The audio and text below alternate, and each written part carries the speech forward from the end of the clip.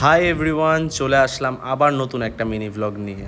মাঝে কিছুদিন আপডেট দেওয়া হয়নি, অ্যাকচুয়ালি মান্থ এন্ডে তো কাজের ভীষণ চাপ পড়ে যায়, যে কারণে আর করে উঠতে পারি না। দেখতেই পাচ্ছ আজকে চলে এসেছি জগন্নাথ মন্দিরে।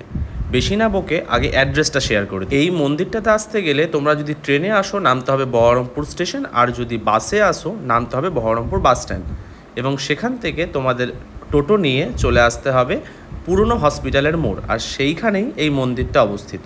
আমি যখন পৌঁছেছিলাম মন্দিরে তখন ছিল দুপুরবেলা, গিয়ে দেখি প্রভুকে ঢেকে রাখা আছে। তো পুরোহিত মশাইকে জিজ্ঞাসা করি, তো উনি বলল প্রভুর ভোগ দেওয়া হয়ে গেছে, ওই কারণে প্রভুকে এখন ঢেকে দেওয়া হয়েছে, আবার সন্ধ্যাবেলায় খোলা হবে। তবুও যতটা পেরেছি আমি ক্যাপচার করার চেষ্টা করেছি, তোমাদেরকে দেখাচ্ছি। মন্দিরের স্ট্রাকচারটা দেখো খুবই সুন্দরভাবে তৈরি, মন্দিরের দেওয়ালগুলোতে যে ডিজাইনগুলো করা আছে খুবই সুন্দরভাবে। আর মন্দিরে জগন্নাথ প্রভুর পাশে বজরংবলীও আছে, এই যে মূর্তিটা তো খুবই সুন্দর লাগলো আমার দেখতে।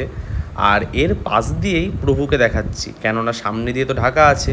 আর এই অবস্থায় যদি আমি সামনে দিয়ে তোমাদেরকে দেখাতে যাই তাহলে মার একটাও মাটিতে পড়বে না, সবই আমার পিঠের ওপরে পড়বে। আমার তো খুবই ভালো লাগলো, আর তোমাদের কেমন লাগলো সেটা কমেন্টে জানাও।